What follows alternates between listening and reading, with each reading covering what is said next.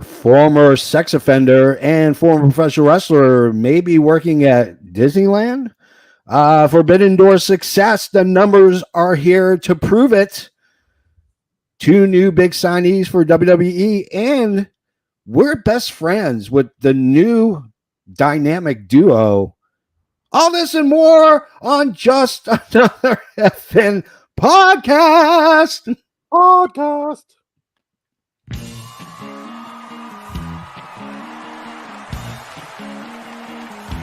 Hit the music. Coming to you live from the effing Worldwide Media Studios, located in parts unknown. Just another effing podcast. Holy cow. Good morning. Good afternoon. If I don't see you till later tonight, good evening. This is just another effing podcast. And we are going to talk about nothing until nothing is absolutely enough. I am, of course, one half of the greatest diabolical tag team podcast team in the world. I am the JFB, James from Boston. And I am the patron saint of professional wrestling. Touch that screen, receive your blessing today. I'm Canada Dry, damn it, and you are not. Oh, yeah. Oh, yeah. It feels good. It feels good to stretch out the arms. We usually have like 3 or 4 guests, but it's just you and me, like 2 peas in a pod, my friend. Right? We don't need no trios titles. We got the tag team belts. Yeah, we got the tag belts. We are the tag champions of podcast wrestling. And that is for sure. If we have a manager, it would be Joseph Graham. Yeah, it'd be Joseph Graham. Hey, happy 4th, Mr. Graham. And before we get started, Tim Tobin celebrating a birthday, and so is Joseph Graham. Yes. Happy birthday, Joseph Graham. Yep. Man. Happy birthday to you, Tim Tobin. I promised you I'd say it, Tim Tobin, and I did it. Yep. So get off my back for another year. Jeez, tell you, man, some people just not satisfied. We got the shout out for you, Tim. We got the shout out for you. So before we begin with a really good main event, we, of course, we start off with we usually start with the news, but we want to bring in Kenny. We've ran over quite often the last few episodes, and I feel bad for Kenny because he's not. He just, we keep cutting him off at the end. So I told him, I said, I promise, this is the episode we're going to get you in. And so here's Kenny.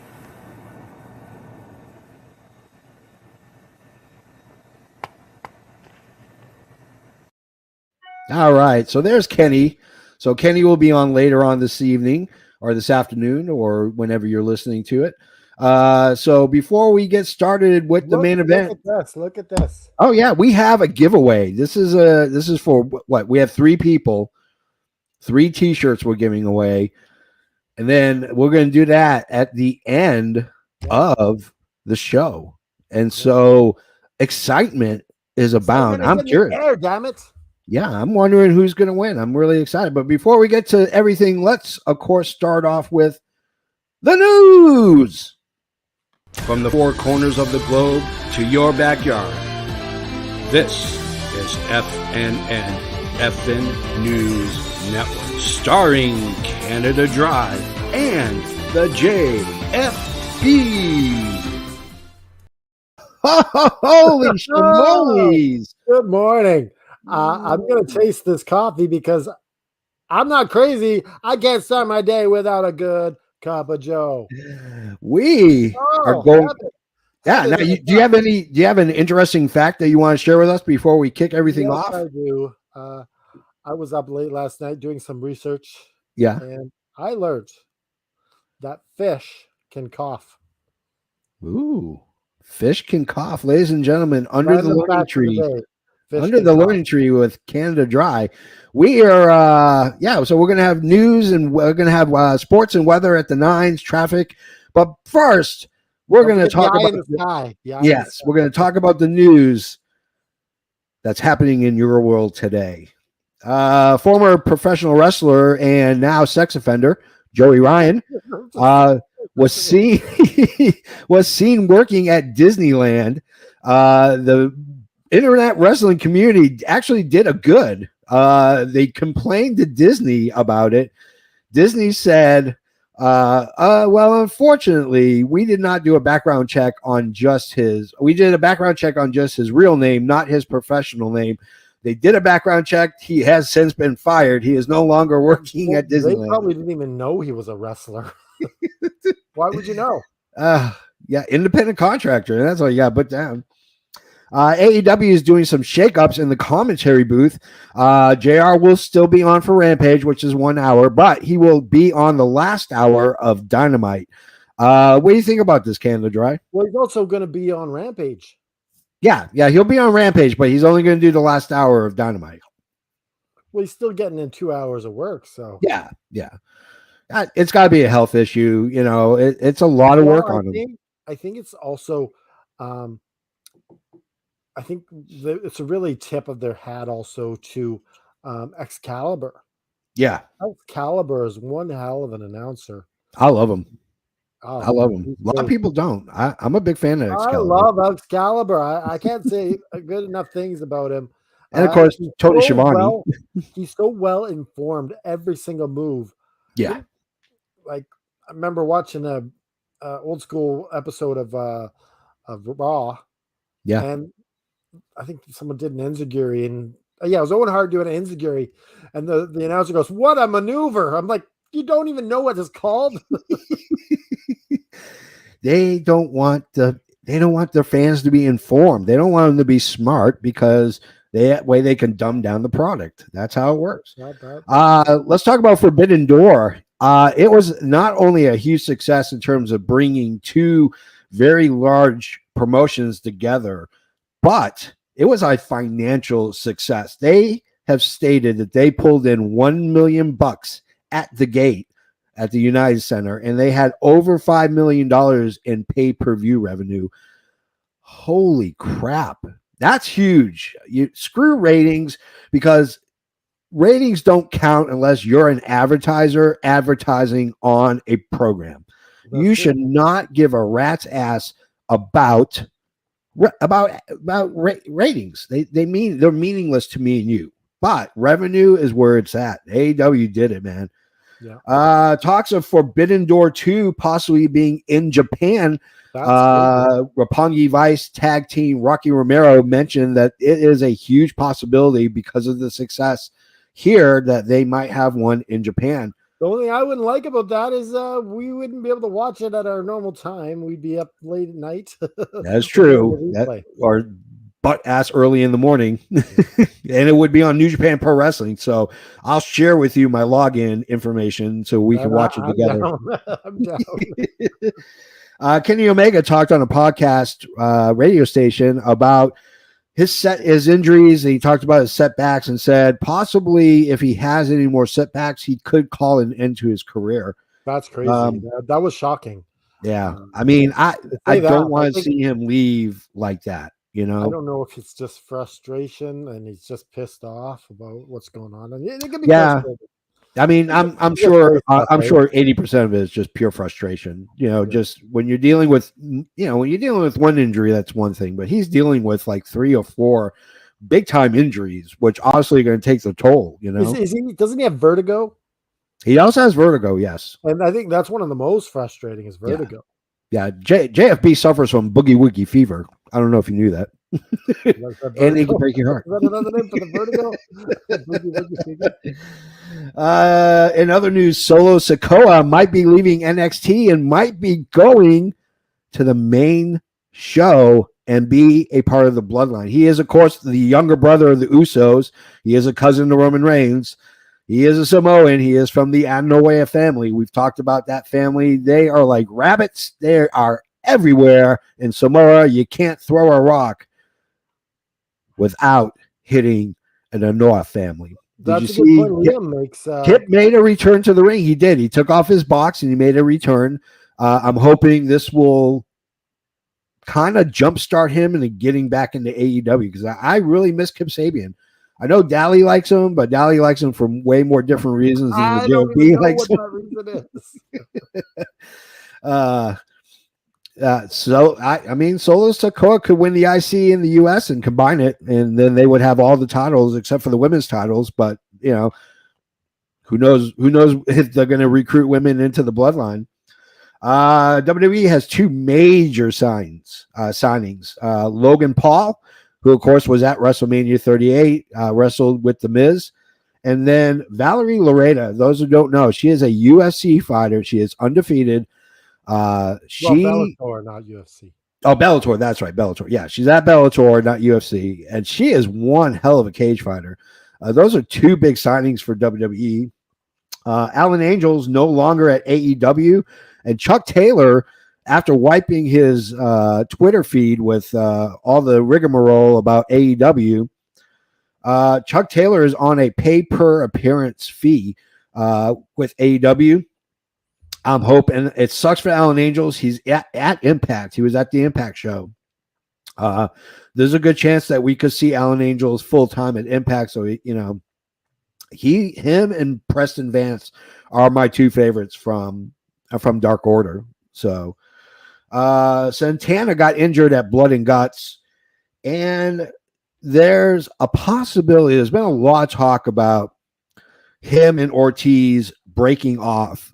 Santana and Ortiz have been taking separate bookings and wrestling solo. Apparently there's a rift between them, which could end one, if not both, of their runs in AEW. What do you think about this? Who was the one who tweeted September something on Twitter? I think it was Santana. He tweeted like 126 days or something like that. Yeah, like could be the end of his AEW run. Yeah, because that's when he debuted, wasn't it? Yeah, pretty much. Yeah. So I mean, I love AEW, and very rarely do I ever bitch and complain about AEW. But if Tony Khan has dropped the ball in one area, it was that Pride and Powerful should have been tag champs way earlier, and should have had a successful tag run, and they didn't get it. It would have really helped the Inner Circle as well, having the Proud and Power with the tag belt. So that's one thing I would have corrected as well. Yeah. Io Shirai, her contract's up at the end of July, which means she will be a free agent. I mean, WWE dropped the ball when they didn't put her on the main roster. She is one of the best wrestling females, period, bar none. She's better than 60% of the men that are wrestling. That's how good she is. So does she go back to Japan and maybe work for Stardom? Does she go to AEW? Where do you think she lands? That's hard to say. There's only so many roster spots in AEW, right? Yeah. We're just going to AEW. Yeah. Impact's always open, though. So here we go. We always want to end the news segment with some good news. And I'm going to just give the brief hits. I'm going to let Canada Dry take it from there. Here it is. We have we're obviously very good friends with Natalia Markova. We are good friends with Brian Idol. We'll put a link to the video on our show notes. The video's in our YouTube, so you can just it's on our YouTube. Canada Dry, we have a dynamic duo. They are literally real life superheroes. Okay, so what happened was this. Natalia Markova and Brian Idol were just getting back from NWA tapings, and they reached the airport, and Natalia realized that her purse was missing. And she wasn't sure if she left it on the airplane or where it was. And so Brian quickly had some quick thoughts. He's like, "Hey, are your AirPods in there?" And she's like, "Yeah." And so what they did was find my device on her iPhone, and they were able to track it 44 miles to a Walmart And the video shows them just coming in the Walmart. And Brian recognizes a guy at the till from the airplane. And he's buying like a $700 TV. And so he confronts the thief, and he's like, listen, that's not your credit card, bro. That's hers. And he leaves the credit card on the till, starts running. Brian runs after him. Natalia runs after him. And he pretty much gives him a spear, tacking him down to the ground. Yeah. And, Natalia and Brian, they hold him down until the police arrive. Here's a message. There's a little message, a little story, a fable, Aesop's fable, if you will, something you should learn. Do not steal from a professional wrestler, because they will hunt you down and they will tackle you and they will put you into a submission hold until the cops get there. I really like the detective work in this thing, like the quick thinking to follow the AirPods. That's brilliant. I know. I mean, I can't tell you how many times I lost my phone. I don't know where I put it. And I have my Apple Watch and I can ding it. I can ping my phone from wherever. And yeah, I mean, I've recovered a laptop that way. I've recovered my AirPods. I've recovered my phone. So yeah, good for them. So that's our news.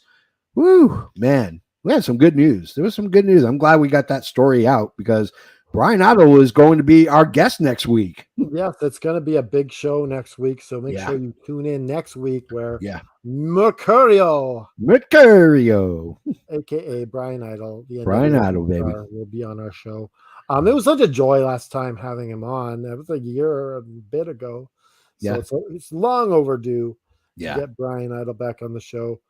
We can retell this story from his point of view. Yeah. And, and just all the stuff that's happening with him in the NWA, and is modeling for the romance novels as well. Yeah, that'd be awesome. I can't wait. We're gonna have so many awesome questions, and we'll go on Twitter and we'll go on Facebook. If you got questions for Brian Otto, please join us live. You can ask away. So now, before we get to the main event, that's a good point, Alex. Yeah, we gotta get that. Yeah, that's a good point. We're gonna jump on that right away. Before we do that, let's get to our joke of the week, and it's coming from a man who is all too familiar to you viewers. He is, of course, the Coop. Coop. Here's joke of the week.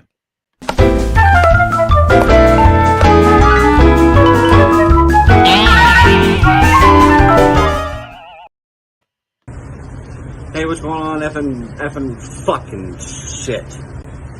Hey, what's going on, effing wrestling podcast and its viewers? This is Coop, and here is your joke of the week. What did one eye say to the other? Between you and me, something smells.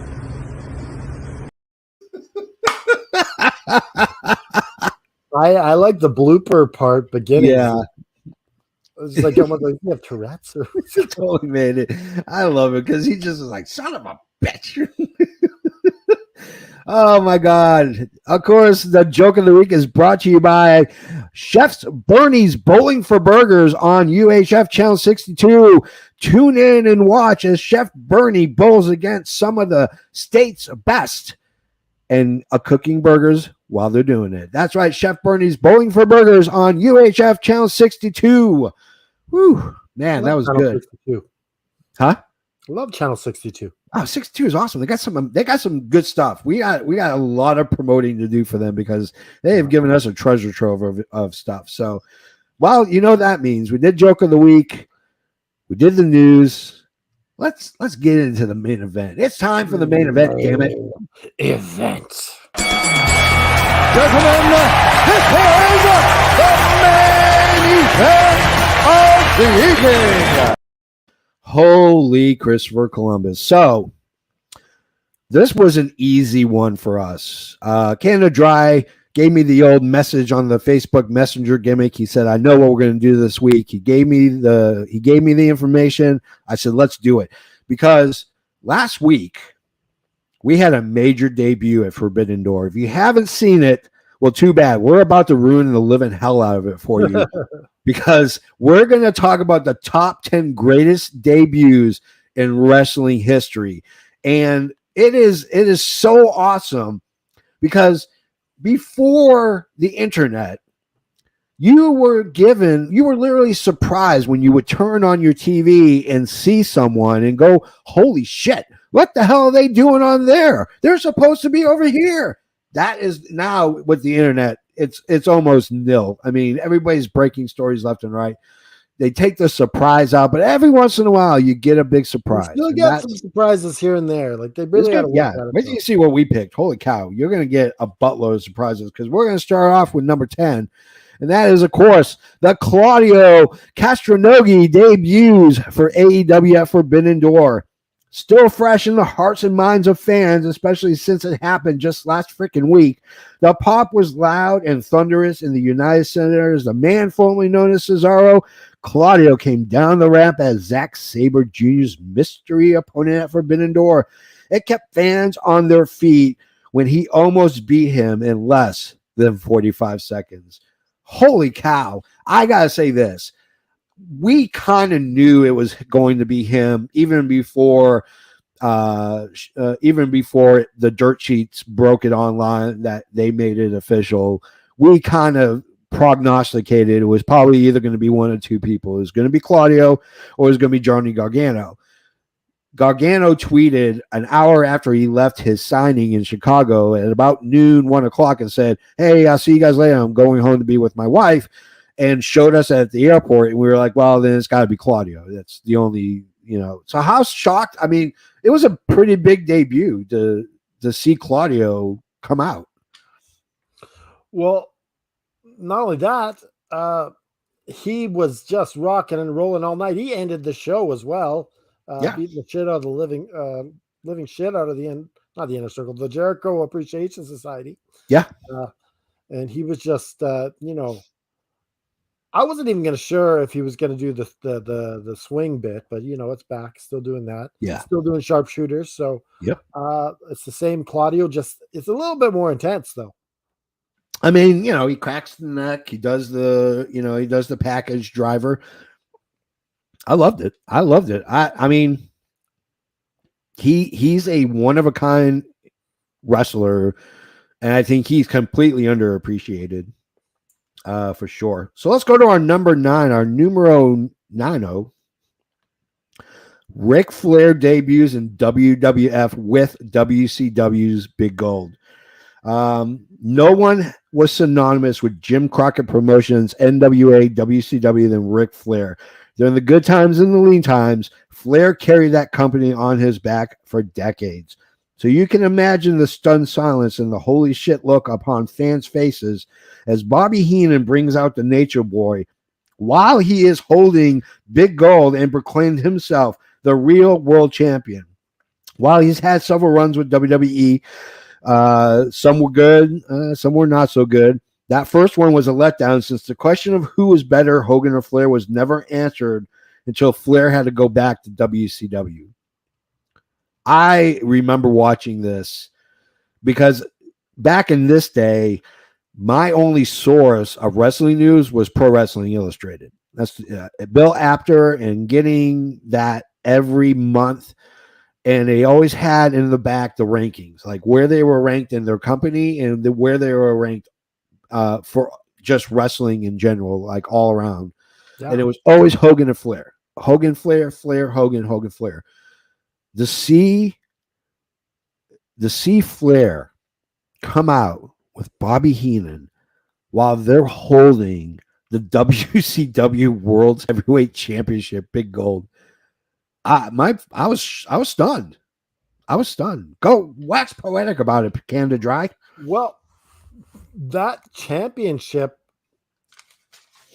I was like, what the hell? I was like, how can they even do this?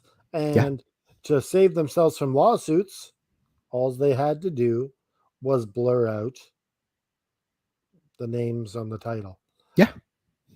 Which they did. And I guess they can't get sued then, right? Yeah, that's true. If you make it as ambiguous as possible. Like it might not be the WCW belt. It could be some replica. You don't know. Blurred out. It just could be something, but I have a feeling that with Vince letting this happen, that this was a big reason why he didn't. I think this was a catalyst for him not wanting Brett to take the WWF title to WCW. So he started the big war really with this move right here. Yeah. This was a shot across the bow. And it was so bad because here's a guy who controlled the South. I mean, Ric Flair was the king of North Carolina, South Carolina, Georgia, Florida, Tennessee, Kentucky, all the way down Texas. He was everywhere NWA was. He was the king. And for him to not have the chance to fight Hogan at WrestleMania, instead he fought Macho Man, which, don't get me wrong, was a good match, but people wanted to see Hogan versus Flair. They wanted to finally see who was the best. So and if then you he ends up losing the belt to Brett, gets the championship and then loses it to Brett in Saskatoon because he has vertigo and all that stuff, and he just dropped the belt. So if you were Vince in WWE and you had the book Hogan versus Flair for WrestleMania 9 or whatever it was, to the big ultimate match between there had to be a reason why that didn't happen. I'm gonna honestly say it probably was Hogan who didn't want it, because he was gone the year after that. Because Hogan was dodging Brett, he probably dodging Flair too. He didn't want to be embarrassed. I think he had a big ego, and he didn't want to be embarrassed in the ring. Because he was on his way out to retirement before Eric Bischoff pulled him out of retirement while he was filming Tropic Thunder or whatever the hell the name of that horrible TV show was. Yep. All right, let's go to our number 8. This one got me really excited. It was AJ Styles' debut at the Royal Rumble, number 8. After leaving TNA, AJ became the hottest free agent, so he took his wares and skills to places like Ring of Honor, the Indies, before signing on with New Japan Pro Wrestling and becoming the new head of one of the greatest factions of all time, Bullet Club, and then having great matches with Shinsuke Nakamura. After his run, AJ hit the free market. Rumors began on where he would sign. Soon the cat was out of the bag, and he officially signed with WWE in January of 2016. Then came his debut at the Royal Rumble as the biggest surprise entrant at number 3. The crowd exploded, and it was one of the biggest and most emotional pops on this list. I think people just could not wrap their minds around that AJ, because even when he officially signed, there was still that error of if it was legit. Maybe WWE was just kind of playing kayfabe, but seeing him come out. The interesting thing about AJ is that he never wanted to leave TNA. Yeah, he did not. They pretty much pushed him out the door, and he didn't want to go. And they pretty much made him a star by making him leave, because AJ Styles was bigger in New Japan, bigger in WWE than he ever was. In TNA Impact. You had such a weird transition in TNA because you had AJ and Samoa Joe and all them, and then you brought in guys like Bobby Roode, and then you brought in James Storm, and you brought in all these. And then for some reason, they decided to start going with experienced wrestlers. So you had Kurt Hennig, you had Macho, Ric Flair, Hulk Hogan. You had these over-the-hill wrestlers that were stealing the spotlight, and his little shine just shrunk. Like, it was gone. I mean, at that point, AJ Styles was just fodder at that point, But yeah, I mean, I remember when they made him the Ric Flair version of AJ. It was horrible. It was horrible.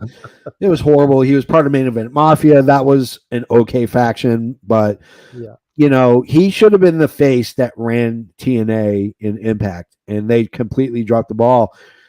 And when he got back to Ring of Honor, where he first originally started, and then eventually New Japan, and You then know what? You know what kept his ball bearings, I guess, all together? Yeah. It was his arcade collection. Play video games, not think about it. Oh, geez. Okay, let's go to number 7. Let's go to number 7. You can't go wrong with this. Cody is back at WWE, not we. Apparently, autocorrect loves screwing me. You've done it 2 weeks in a row. I know. I can't help it. I don't pay attention. I try to pop these out as quick as possible. So WWE, Cody comes back to we at WrestleMania 38. The son of a plumber cut his teeth in the WWE, making a name for himself, and near the end of his run did the best he could with some of the worst gimmicks one could ever imagine.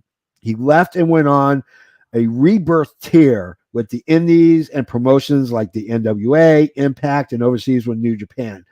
Then he put his money where his mouth is, and with the Young Bucks, he financed the pay-per-view All In.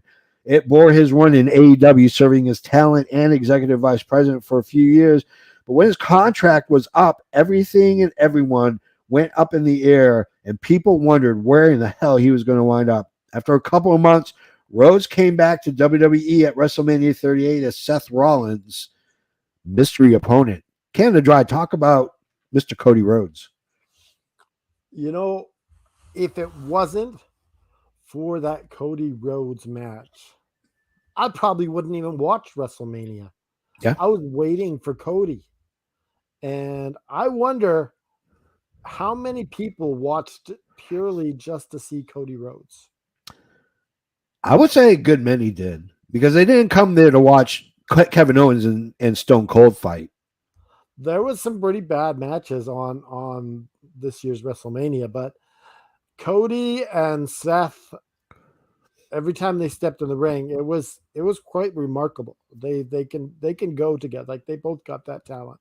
Yeah. And, they both got motors. That's the key. Yeah. They both can go. And yeah, it sucks that Cody is dealing with a bicep injury. It sucks that he's dealing with bullshit that he's dealing with. But that pop, it was almost like the second coming, like the prodigal son has returned to at WrestleMania 38. World Wrestling Entertainment. World Wrestling Entertainment, like Dodgeball Association of America. For some reason, I can't show the comments right now. It's not letting me. Is there a reason? I don't know. I'm clicking on them, but it won't let me show them. Oh, I can show them. Yeah, Alex Haney says, just me. I'm the only one.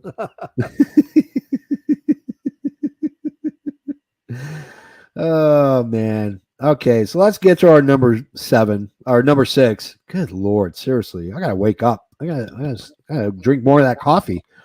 Yeah. Let's go to our number 6. John Moxley makes an unexpected arrival at Double or Nothing. After Moxley left the WWE, where he made a great run as Dean Ambrose, the world was his oyster. Mox started posting these videos of him breaking out of prison and a return to the Moxley gimmick he created in the Indies. Soon he was in Japan, winning gold as the IWGP United States champion. World Wrestling Entertainment Extravaganza. Joseph Graham, you could not be further from the truth. We are going to start a new promotion. It's going to be called Wee! Then came the bomb. Moxley showed up at AEW's Double or Nothing, attacking Omega and Jericho. The crowd was as energized as they were stunned, as most of the dirt sheets didn't even see this coming. Do you remember that? Wax poetic about Moxley. I Moxley. remember the video he released. Yeah. And it's showing, you kind of maybe thought, but you weren't exactly sure it was going to happen. I remember like that match between Omega and Jericho. It was a hell of a match. Oh, yeah. That was a great freaking match. And then Moxley confronts Jericho. Yeah. Gives him, what's the move called? Dirty Deeds? What's it called? Yeah, Dirty Deeds or What's the new one called? The Death Rider. That's the one he uses in Japan. Death Rider and the Paradigm Shift. Yeah, the Paradigm Shift. That's it. The Death Rider's Japan, right? Yeah, Death Rider is Japan. And then Kenny Omega would fight him. Wouldn't they fight up on the chips, the poker chips? Yeah. And oh my goodness, that was a hell of a pay-per-view for AEW to start everything.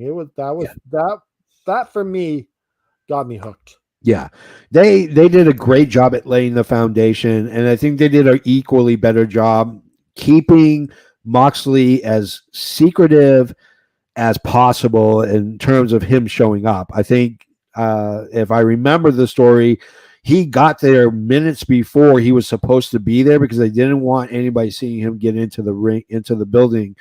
A lot of the times the wrestlers, they hide in the bus. Yeah. And hide different places. Yeah. I remember, Piper, they kept him at a hotel for a week during WrestleMania before they brought him to the stadium for the show. They did a great job. I mean, to me, it was not obvious that he was going to show up. It was a complete and utter shock for me. It was a welcome surprise for sure. All right, let's go to our number 4 or number 5. Jeez, I am like off count big time. CM Punk makes a return to wrestling for new at Rampage. I swear to God, next time I'm gonna pay attention. Is new another promotion? Is there another? Yeah, this is the New Excitement Wrestling. This is the sister of Wee. No matter where CM Punk wrestles, he brings with him a legion of fanatics. Every time he's left the promotion, his fans followed. Eventually, he wound up in the land of Vince and went to a whole new level, wrestling in amazing matches and cutting memorable promos. Then came one of the biggest divorces in wrestling history. After leaving WWE was 7 years. 7 years of speculation, 7 years of chanting his name, 7 years of wondering if and when he would ever come back. Then one day, Tony conquered AEW and enticed several veterans to a place to teach the next generation of wrestlers. After a couple of years, rumors of Punk's return started, and then on an episode of Rampage, which, by the way, was in Chicago, after the promise of a big announcement, it finally happened. Punk found not only a home, but a place to do what he does best. The chants, the pop was humongous, and it even brought grown men to tears. That is the best way to introduce a guy for NEW.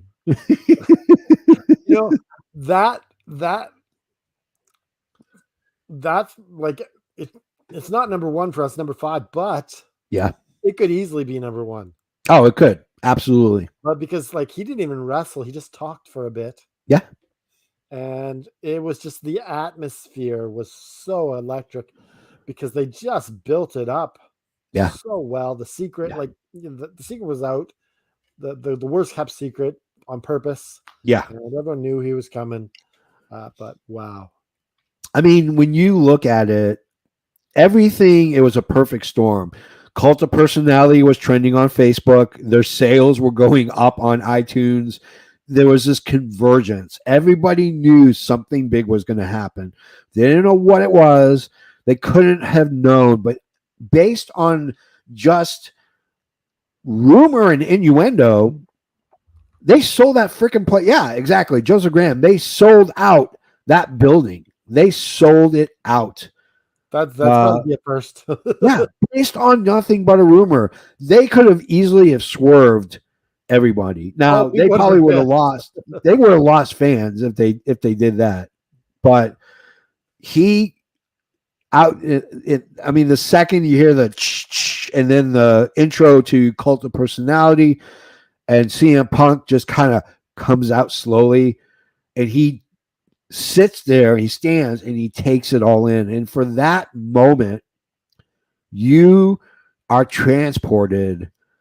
You're even watching it on TV. You're in that audience. You feel it. I've watched it hundreds of times, and every time, even now, when I talk about it, down my spine. The whole I do. I get goosebumps. I mean, it was such a feel-good moment. Whether you like Punk or not, you have to admit that people wanted him back for whatever reason, and he came back and he told them, I heard your voices. I heard your chants. I know that you wanted me back. And the fact that it had to do with how they handled the death of a wrestler was enough to convince CM Punk to join NEW was huge. You're still calling it But that was huge. The way they handled the Brody Lee yeah. situation. Well, you know, there's another person that could have made this list was Brody Lee's debut. Yeah. Also, Roddy Piper. Could easily have made it as well. Can you remove Joseph's comment? Because my screen's screwing up.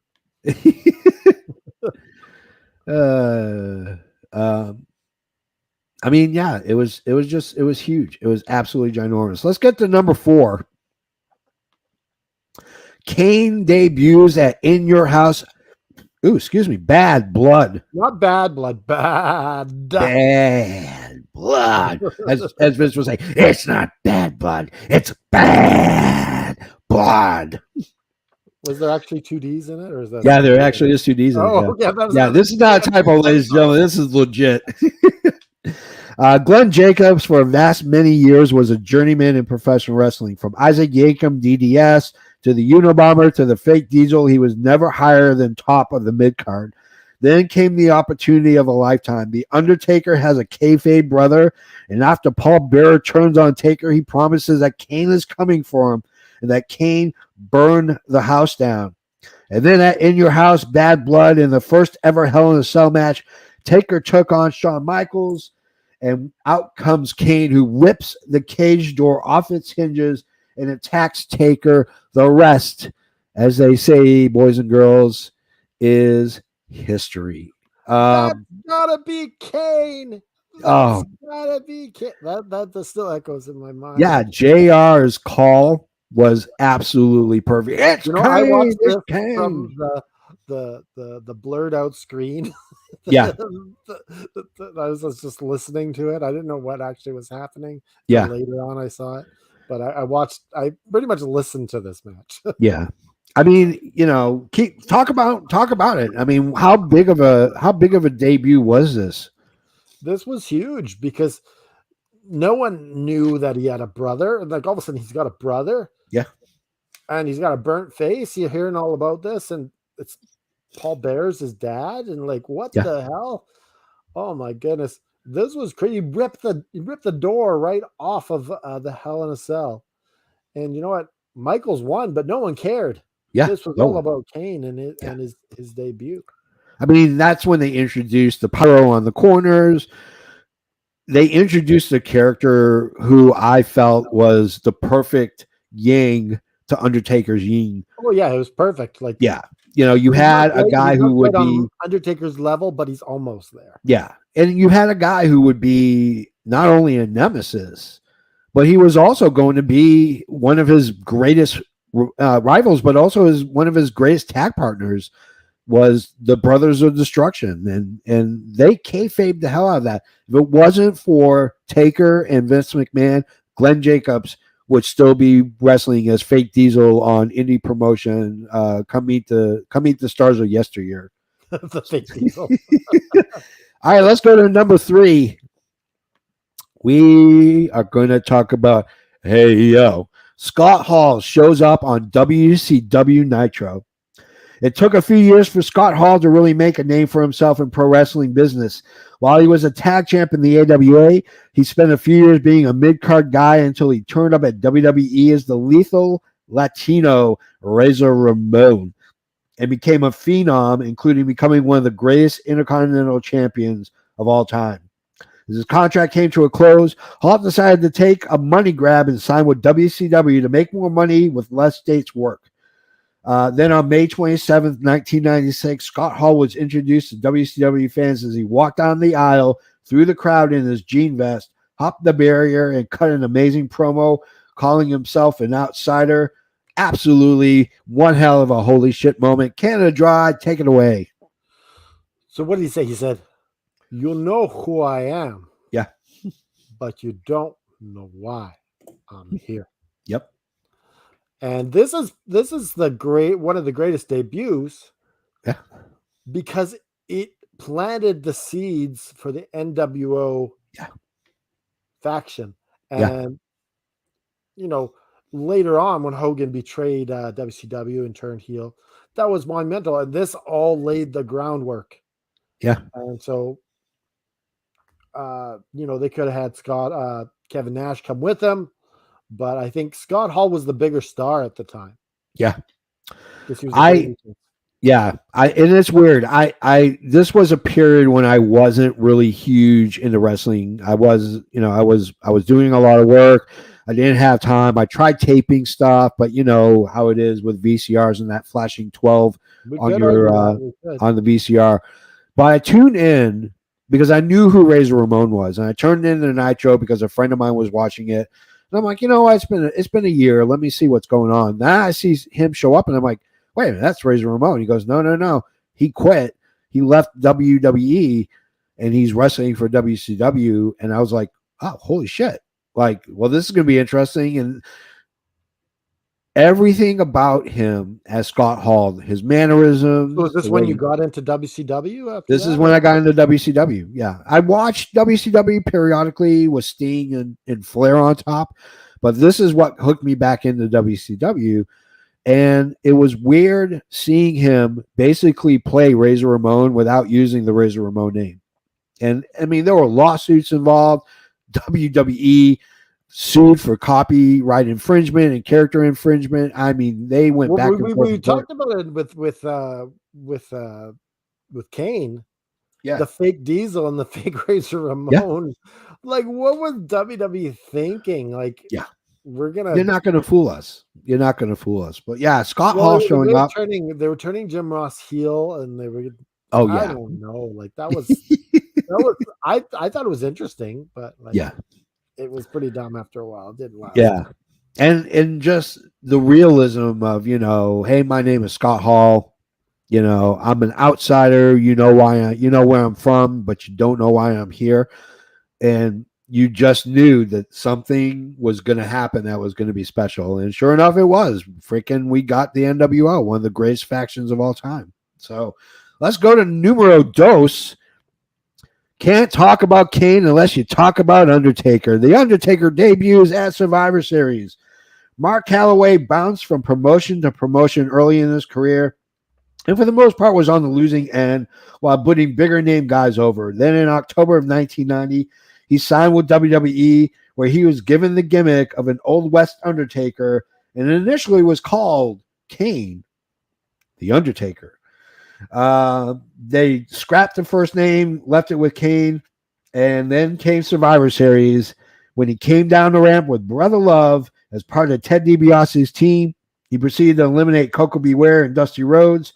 His size, his presence, his overall look stunned the crowd and created one of the greatest gimmicks of all time. I will never forget. I don't even know what number one you're talking about. When did Piper debut? Yeah, what? Alex, hey, listen, I'm a huge Piper fan as well as you are, Mr. Haney, but I couldn't even tell you when he debuted. Debut, like for WCW? What? He just showed up. He materialized in WWE. There was no debut. He's just there. Yeah, he is WWF. Yeah. But I remember seeing the look on that kid's face as the Undertaker was walking, and it was the mouth agape. Yeah, he thought that. We'll talk about that, Joseph Graham. But yeah, go ahead and wax poetic about the Undertaker. Oh, I remember this. When I was a teenager, I was kind of getting out of wrestling. Yeah. But when Undertaker showed up with Brother Love, I was like, whoa, who is this guy? And he right away he did that rope walk, and I was like, whoa, yeah, this dead guy. Oh, it was brilliant. Yeah. One of Vince's greatest creations is the Undertaker. Yeah. Like no promotion knew what to do with Mark Calloway. Yeah. Mean Mark Calloway. What the hell are you thinking? Yeah. Mean? That's your name for Mean Mark Calloway? Because he's a tough guy. He's a tough guy, Rock. Oh, it's almost as bad as Vinny Vegas for jeez. I mean, we should probably go with worst gimmicks for best wrestlers at some point. That's a future show, definitely. It's a future show. Worst gimmicks for some of the top 10 best wrestlers of all time. I mean, Taker was on it for sure. yeah, oh yeah. I mean, the thing with Taker is originally when he was hired by WWF, he thought he was going to be the gobbledygooker. That's what he thought. He's like, holy shit, they're going to make me the gobbledygooker. I'm going to be wrestling in a turkey suit. And Vince said, no, I'm going to give you this gimmick. This is it. You're going to be an Old West Undertaker. We're going to call you Kane the Undertaker. And Mark Calloway at first was not 96 was Piper's WCW. Thanks there. Thanks, Alex. I appreciate it. Anyway. We love you, Alex. We love you. We love you, Alex. But yeah, so he was initially not on board with being the Undertaker, and they did a couple of tape shows, and they tried out the character. And Calloway said that's when he fell in love with what he could possibly do with this character. And the fact is that the rolling of the eyes, that was he kept it kayfabe for so many years. We're not talking about a couple years, we're talking decades of keeping kayfabe and protecting the gimmick of the Undertaker. That is how impressive. I've met Mr. Calloway twice. I'm retiring from AFW. Piper is not number one. Okay, we're going to hold you to that, Alec. We're going to hold you to it because we can't tell you who number one is. This is not part of AFW predictions. Yeah. They're not. Yeah, you're drunk. We're only loosely tied to it. he's sipping some Lagavulin and eating some haggis. That's what's going on. His wee haggis. Haggis. They're going extinct. I know. The haggis. Get your haggis now, folks, because soon you're not gonna be able to have it. It's not sourceable. But I mean, he kept a gimmick, and it wasn't until the last few years that the mystique of the Undertaker kind of disappeared. So, all right, are you ready for our number one? Drum roll, please. Get ready for it. That's a horrible drum roll. Yeah, here we go. Alex Haney, you're gonna be bitterly disappointed. Jericho debuts on Monday Night Raw as number one. Chris Jericho is the type. I'll review who the light one is. At Piper, you wouldn't dare. You wouldn't dare. Oh, Haney. Chris Jericho is the type of wrestler that basically seemed to be over as the top guy, no matter what promotion he wrestled for. After stints in Mexico, in Japan, Smoky Mountain, and even ECW, he found a landing spot in WCW where he flourished but also stalled. In July, Jericho left WCW and signed with the WWF. For weeks, fans would tease with a clock counting down to a new millennium. On the August 9th version of Raw, during the Rock's promo, the clock counted down to 0. The lights went out, some pyro, and then we see Jericho on top of the ramp with the crowd going absolutely freaking nuts. This has got to be by and far one of the greatest debuts for a wrestler. That this is right when the internet is taking off, and a lot of the dirt sheets were online. For Y2K, Jericho thought of this is going on, unbelievable. He was big in WCW, but they weren't letting him be past a television champion. Yeah. They wouldn't let him get a U.S. title or a world title shot. There's no way in hell. And the fact that he comes to WWE and just blows the roof off the place. For some reason, everyone knew he was coming. Jericho signs everywhere. There were a huge amount of Jericho signs because this is right when everything started going online. So you can go online and read dirt sheets, and it was pretty much spoiled. But I wasn't reading dirt sheets, and I had no idea. I wasn't quite on the level of the dirt sheets yet. Yeah, and here comes Chris Jericho, and I'm like, holy shit, it's Jericho, because WCW wasted people's. They wasted so much talent because if you weren't in the NWO, you didn't matter. And Jericho has said that multiple times. Yeah, well, they wanted Jericho in the NWO. Yeah. But he refused to join. Yeah. Didn't want to just be another name or face. And Eric Bischoff was chasing Jericho around with a contract. Yeah. And Jericho would just be like, "Yeah, I'll sign this later," and like Yeah. hide from Bischoff and never sign the contract. 'Cause And he really, knew you he could wanted talk out. about any of his debuts, because this man will leave to go on tour with Fozzy, and then he'll come back. He'll be gone for a few months. Then he'll come back and he reinvents himself. And each and every time, I mean, look at AEW. He was the demo god. He is a freaking wizard right now, throwing flame balls into people's faces. That cracks me up every single time he does it. I'm a wizard. Not that, just when he throws the flame into something, I'm just laughing my ass off that he's throwing the flame in someone's face. I mean, look at when he was in WWE. I mean, he the suit wearing, very methodical talking. I used to love that. Do you Yeah. understand what I'm saying to you right now? And, Which he based off one of the greatest movie villains of all time. He based it off of Anton Sugar from No Country for Old Men. I mean, we could talk about any of his debuts and it would be number one, because this guy can reinvent himself. I did not know that. I didn't know Black Label Society recorded a version of Jericho's theme in WWE, but it was never used. I had no idea, which sucks because I love Black Label Society. That would have been one hell of a freaking rock. The list version of Jericho, that was over. Yeah. And that was actually the reason he left WWE, is because he realized that, I've gone as far as I can go there. Like, I'm never going to be champ again. Yeah. It's over, and that's our list. That's our show. That's our list. Yeah. Top 10. We hope that you enjoyed it. I'm sure there's some disagreement. Apparently there's a disagreement with Alex Haney over the legitimacy. I feel like if we made the whole list, Roddy Piper, he's still bitch about something. I mean, don't get me wrong. I'm a huge Piper fan. Hell, I named my car Roddy Piper.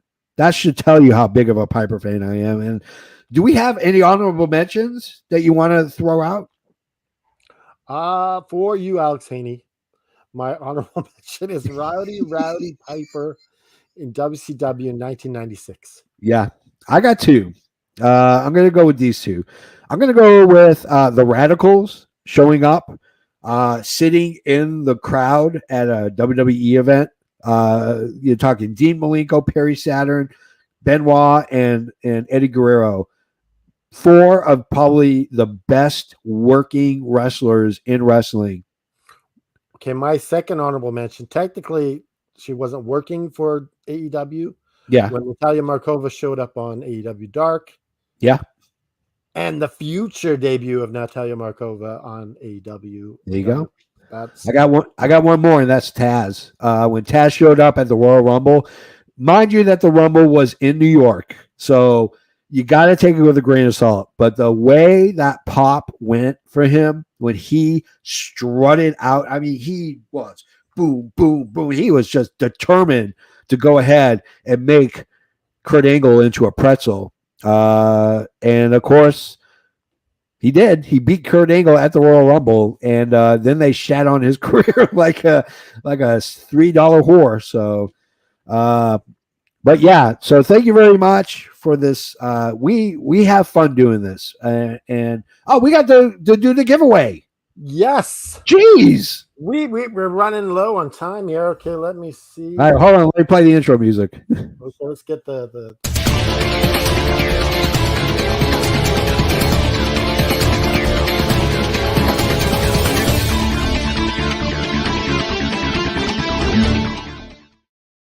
Winner, chicken dinner. Who's number one? All right, let's see the first name we got here. I'm excited.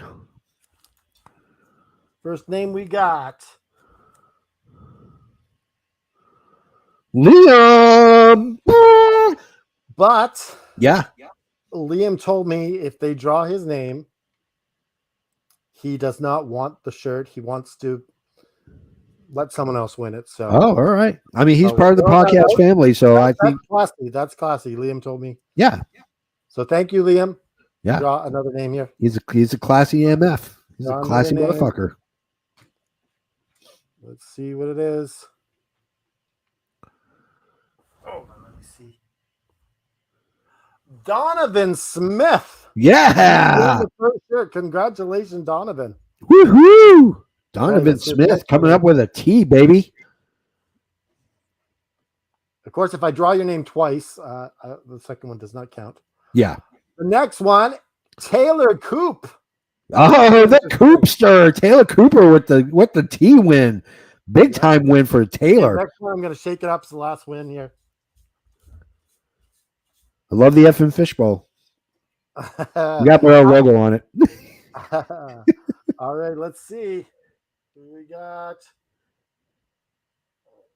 Jeez, I make the name so small. Ken Dunlop. Oh, Ken Dunlap. All right. Ken Dunlop. So you guys will receive a message from me. I'm going to tag you also that you guys won on the All FN Wrestling Community page. Yeah. And we'll get in touch with you to get your information, and we'll get you a shirt. Sweet. All right. Well, you can go to our website, effandwrestling.com, in case you want to know where all our social media pages go. All the way down on the homepage. Go lower, a little bit lower. Right there. You see that line right there? That line is all our social media links. Our Twitter, our Facebook, our Instagram, our YouTube. You can get, of course, if you didn't win a shirt and you're compelled to get a shirt, you can get a shirt at prowrestlingtees.com/effing wrestling, where we have all the great shirts, including a couple of new ones that are getting ready to come out. I will tell you this: No Limit Soldiers. We're going for a theme with one of our shirts. I'm just saying. So if you're a fan of old school wrestling and you like Adrian Adonis, you want to support him and his family, guess what? We run his show, prowrestlingtees.com, /Adrian Adonis. You can also connect with him on Twitter at Real Keith Franks. And I think that's it. effandwrestling.com. That will send you everywhere in the effing universe to find our stuff. And we have a link to everywhere underneath this as well. Yeah. You'll find it. You'll find us. We're not hard to find. Just we'll let you know where we are. Yeah, when you hear the laughter and the jocularity, that's where we're at. We're right around that corner. So where the fun is, you will find us. Yes. So was there a surprise that we didn't talk about Hulk Hogan showing up in WWF? I mean, we give him our show notes, but you're the one who's got the inside on him, not me. He's blocked me on Twitter, by the way. Hulk Hogan, he's got a bit of an ego on him. Oh yeah, we talked about that. Yeah. Oh yeah. He was a little bit miffed that his debut in WCW and TNA wasn't on the list. Yeah. But he's like, tell you what, brother, you put me on the list next week and everything's good, and I'll get on the show, brother. And I don't know, maybe the going to church is working out for him. I don't know. Yeah. But he's softer heart. Soften his heart. And anyway, so that's Hulk Hogan 4. Yeah. Effing Wrestling 702. Canada Dry. Out. Hit the music. This has been an effing worldwide media production. You can find us on all social media platforms like Instagram, Facebook, and Twitter. Want to be part of the show and win some free swag? Go to our YouTube channel at youtube.com/effing wrestling and click like and subscribe. And while you're at it, why don't you throw a tee on your back? Go to our Pro Wrestling Tee store at prowrestlingtees.com/effing wrestling. You can find all these links and more at our awesome website, effandwrestling.com.